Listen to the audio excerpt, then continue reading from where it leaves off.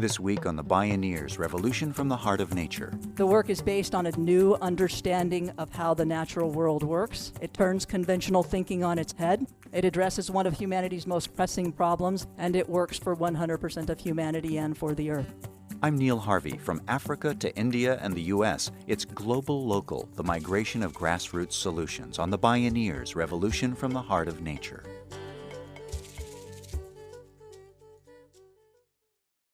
Oftentimes, people know what works best for them. That story is playing out around the world today as communities roll up their sleeves to solve problems together. After all, they're the ones most affected. They've got a big stake.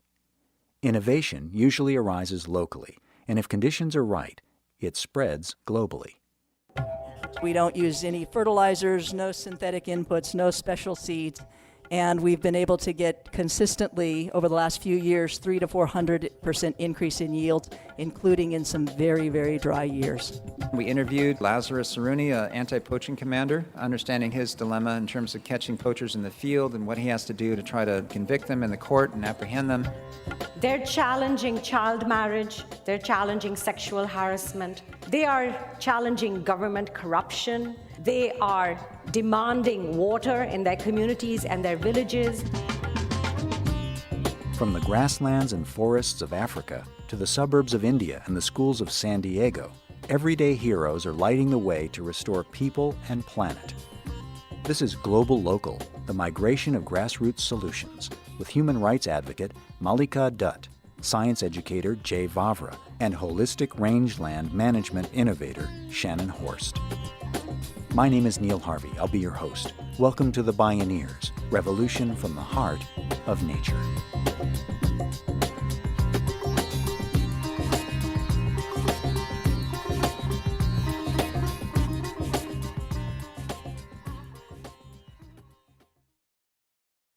Sometimes grassroots solutions are literal.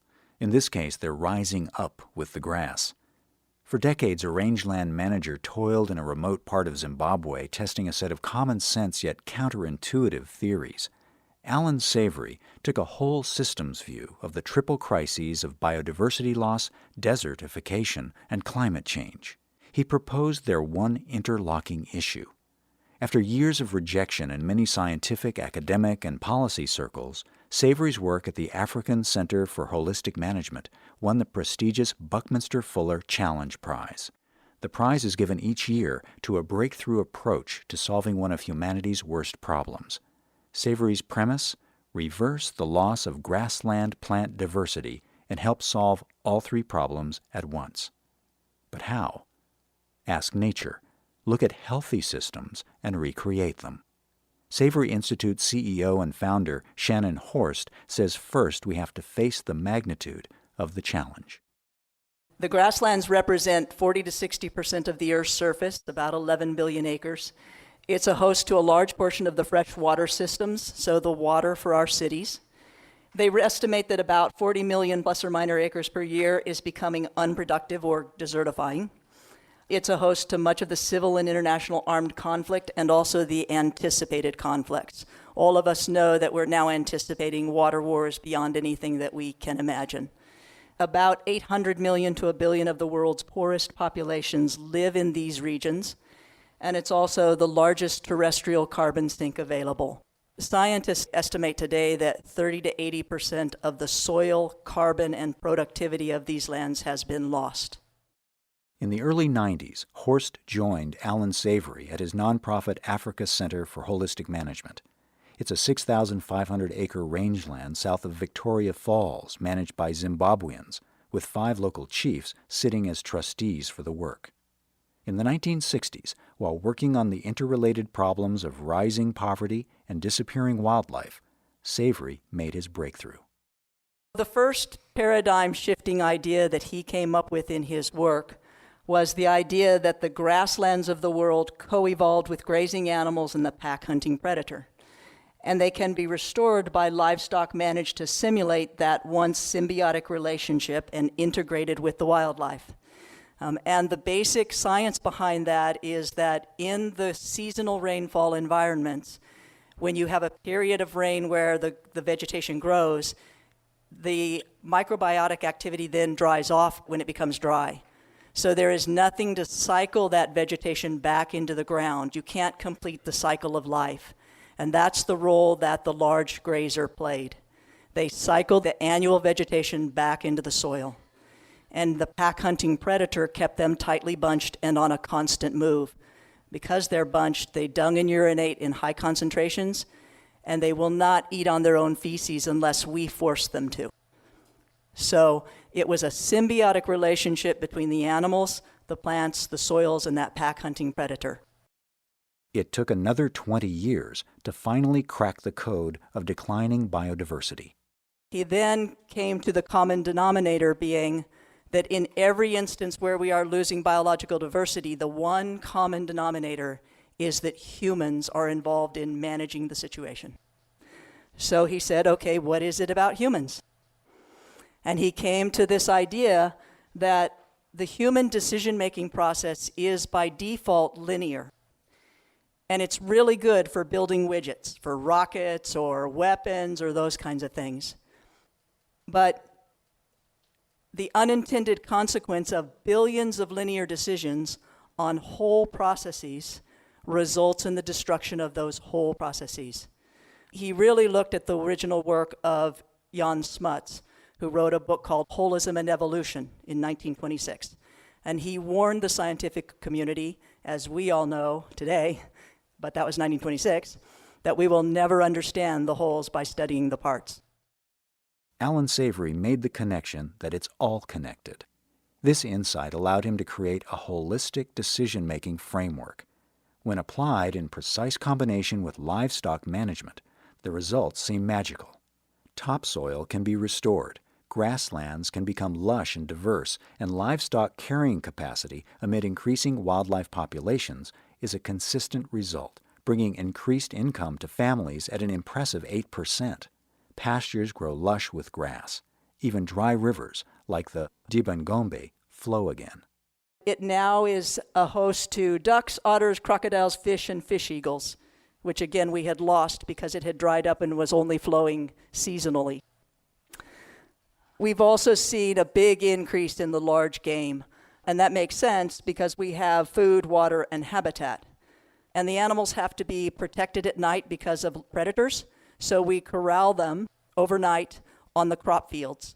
And we don't use any fertilizers, no synthetic inputs, no special seeds. And we've been able to get consistently, over the last few years, 300 to 400% increase in yields, including in some very, very dry years. Shannon Horst has helped spread the practice of holistic rangeland management. She and a small staff at Savory Institute and a network of about 100 accredited trainers around the world have conducted workshops for thousands, from Africa to Sonora, Mexico, and the Great Plains of the United States. A survey of early adopters was done some years ago by the Ohio State University. They surveyed 25 farmers and ranchers from Vermont to Montana. 21 of the 25 showed significant increase in profits, and the average was 300%. During this same period, about 600,000 farm families left the farm. Winning the Buckminster Fuller Challenge Prize propelled a global surge of interest.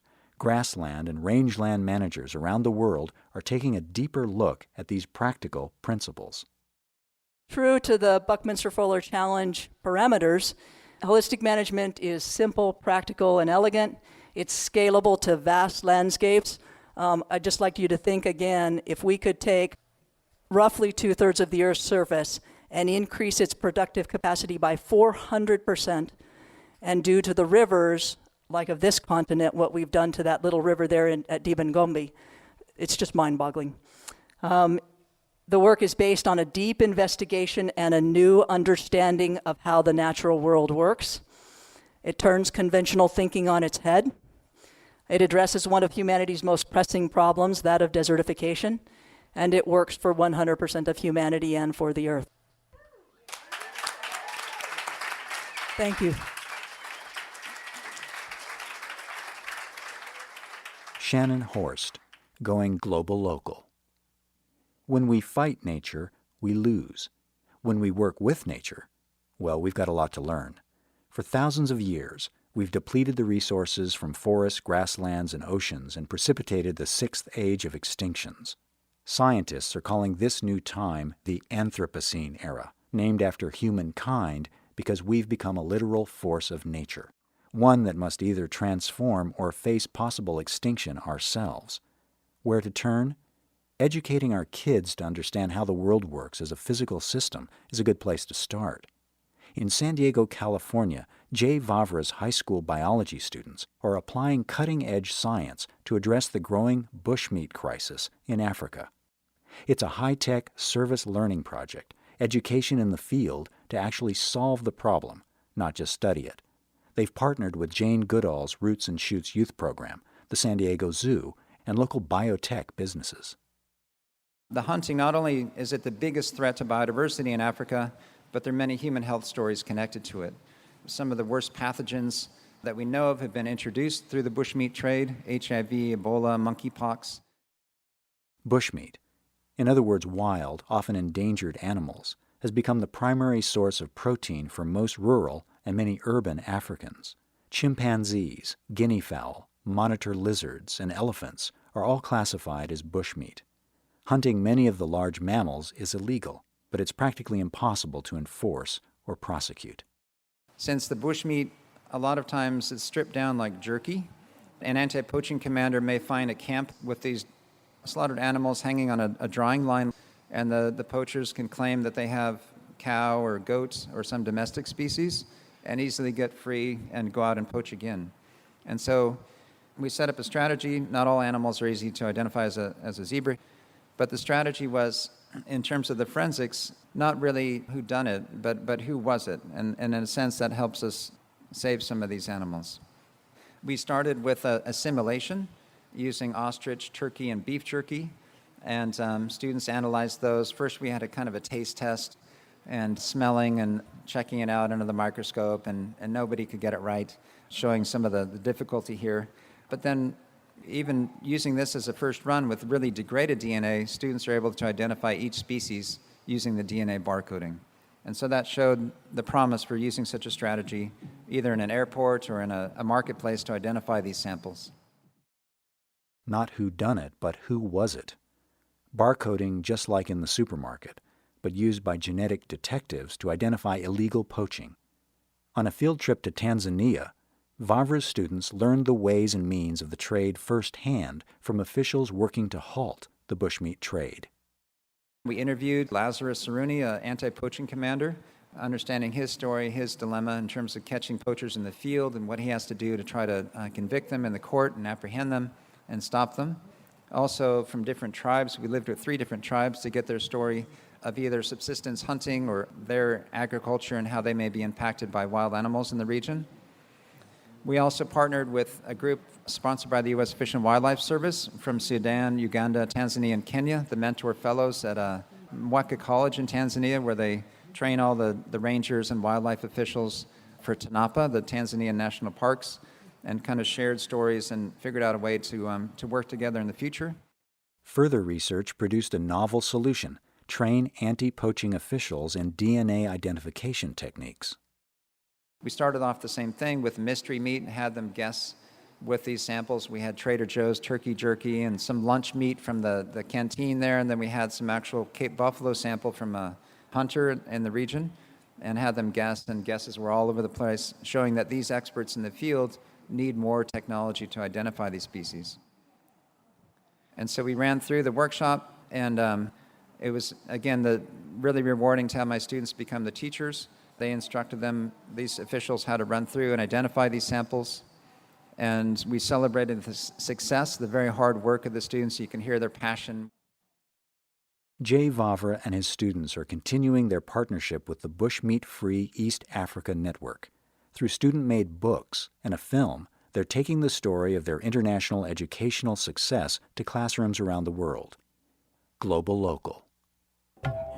When we return, an international campaign to halt violence against women begins with a simple idea: just ring the bell. This is Globalocal, the migration of grassroots solutions. I'm Neil Harvey. You're listening to the Bioneers, revolution from the heart of nature.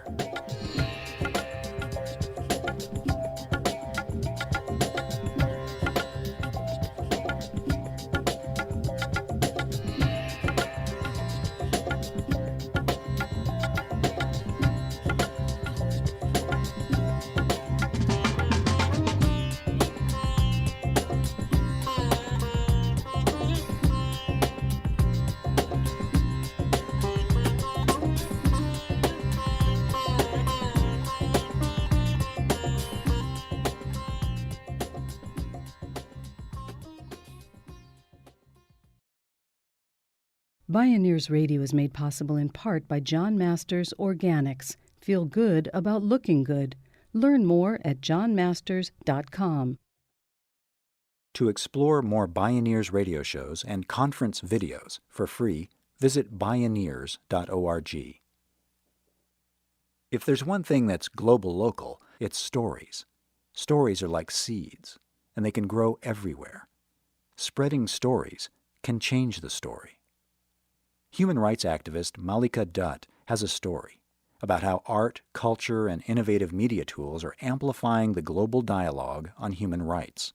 Mallika Dutt says it will take powerful collaborations to break the cycle of violence against women. It's one of the world's biggest pandemics. A staggering 1 in 3 women will experience violence in her lifetime. Dutt's anti-violence media messages use one simple idea: ring the bell, or in Hindi, bell bajao. Bell Bajao. It's a simple concept. It's a campaign that calls on men and boys to take a stand against domestic violence. It's a simple action of saying, when you see violence, when you hear violence, don't ignore it, interrupt it. And in this framing of the issue and asking people to ring the bell, we're changing a narrative. We're changing a narrative that says violence against women is a women's problem to saying violence against women is everybody's problem. It requires all of us.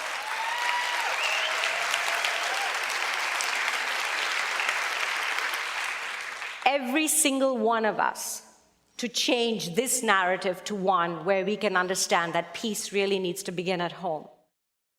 Mallika Dutt is the award-winning founder of the innovative international human rights organization Breakthrough.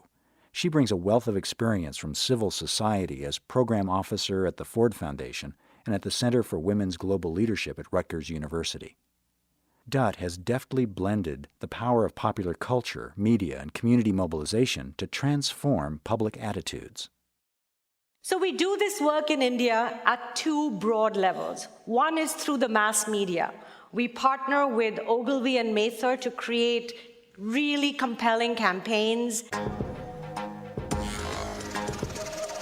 In a TV spot, a middle-aged man repairs his motorbike in the street. He hears a man abusing his wife in an apartment upstairs. He looks, considers, and then climbs the stairs to the door.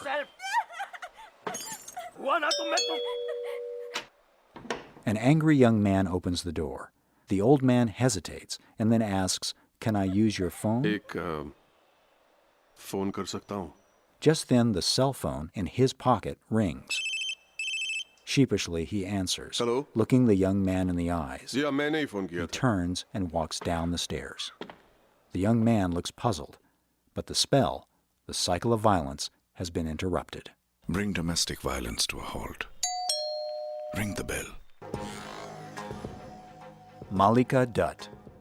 And we engage in grassroots mobilizations with young people, with community leaders, young people who may or may not be in educational institutions, community leaders from all walks of life, so that everybody becomes a stakeholder and becomes a human rights leader.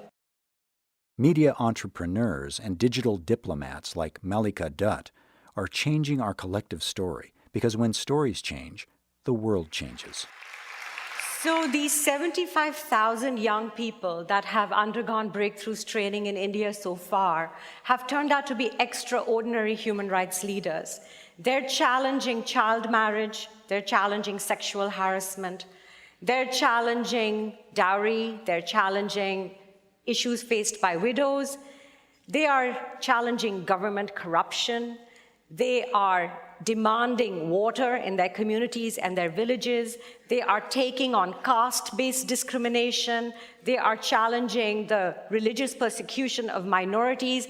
What we have seen is that when you open the door to talking about human rights through the issue of gender, by insisting that equality and respect begin at home, you open up the door to actually taking on social change in all these different manifestations, in all of these different ways. The award-winning campaigns of the Breakthrough Project on Violence Against Women, Racial Justice, HIV/AIDS, and Immigration Reform are reaching millions in the United States and India.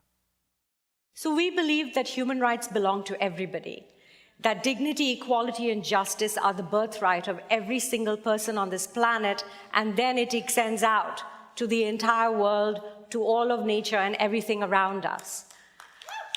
We believe that it is not just people who face abuse who are responsible for upholding human rights, but that it's all of our collective responsibility. We believe that culture changes culture, that if we do not transform the cultural narratives around us, that if we don't challenge those values that uphold violence, that uphold abuse, that uphold exploitation, with values that promote tolerance, that promote dignity, that promote peace, that we will not be able to succeed in the ways in which we dream and desire. We also believe in results.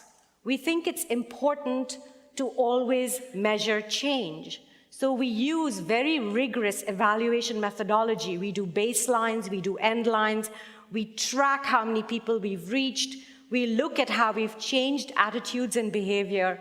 And in the communities that we are working in, we've seen a 49% increase in awareness about the new Domestic Violence Act in India. We've seen a 15% increase in demand for services, and all kinds of stories are coming in of people who are ringing the bell, who are interrupting violence. Ring the bell. Get results. In social change, that's the story. In the methodology that we are using, where we are using mass media and PSAs and games and arts and culture, combined with community grassroots training and activism, we are seeing the emergence of a methodology that really can be applied in many different parts of the world. And we've been inundated with requests from people in such far-off places as Argentina, as Nigeria, as Vietnam, asking us to partner with them to take Bell Bajao to their countries, use these methodologies to challenge violence against women and to promote human rights. And a number of people in the US have come up to me and said, okay, when are we bringing Ring the Bell right here, right now? So we're going global. And what that means is that we're asking everybody to become a breakthrough ambassador, to join the community in ringing the bell and saying, we have to stop violence against women. I often reflect on the words of Eleanor Roosevelt, who is one of my biggest sheroes, and I love to reflect back on her role in the drafting of the Universal Declaration of Human Rights. And she said in the 1940s, where, after all, do human rights begin? They begin in small places close to home, in workplaces, in schools, in families and communities. And for breakthrough, as inspired by the words of Eleanor Roosevelt, human rights really begin with you. Thank you so much.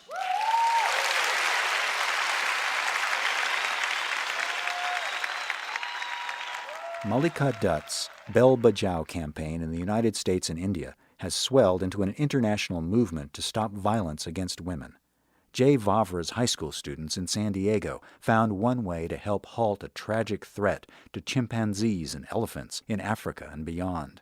In the grasslands of Zimbabwe, Shannon Horst and Alan Savory are mimicking nature's own healing practices to restore grasslands, increase prosperity for people, prevent the spread of deserts, and address climate change. As the scientist James Lovelock wrote, a geophysical system always begins with the action of a single organism. If this action happens to be locally beneficial to the environment, then it can spread until eventually a global altruism results. The reverse is also true, and any species that affects the environment unfavorably is doomed. But life goes on. What will our human story be?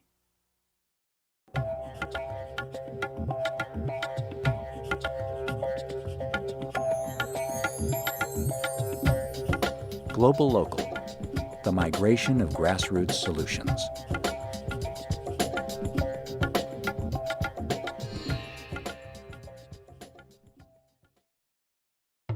Many more Bioneers radio programs and conference videos are available online for free at bioneers.org, where you can also find out how to attend the annual Bioneers Conference and local Bioneers satellite conferences near you. Bioneers' voices are heard more widely with your support. Join by visiting bioneers.org or call 1-877-BIONEER. The Bioneers, Revolution from the Heart of Nature is a production of Collective Heritage Institute. Executive producer Kenny Ausubel. Written by Catherine Stifter and Kenny Ausubel. Senior producer Neil Harvey. Managing producer Stephanie Welch. Production management Aaron Leventman and Chuck Castleberry. Station relations by Creative PR. Distribution is by WFMT Radio Network. Our theme music is taken from the album Journey Between by Baka Beyond and used by permission of Hannibal Records, a Rykodisc label. Additional music was made available by Putu Mayo World Music at putumayo.com. For more music information, please visit bioneers.org. The opinions expressed in the Bioneers Revolution from the Heart of Nature radio series are those of the presenters and are not necessarily those of Collective Heritage Institute, the underwriters, or this radio station. My name is Neil Harvey. Thank you for listening. I invite you to join the Bioneers in inspiring a shift to live on Earth in ways that honor the web of life, each other, and future generations.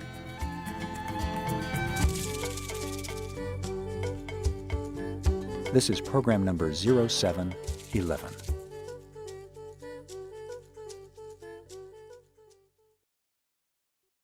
This program was made possible in part by Organic Valley Family of Farms, organic and family-owned since 1988. Learn more at organicvalley.coop. Also by Park Foundation, dedicated to heightening public awareness of critical issues, as well as by the generous support of listeners like you.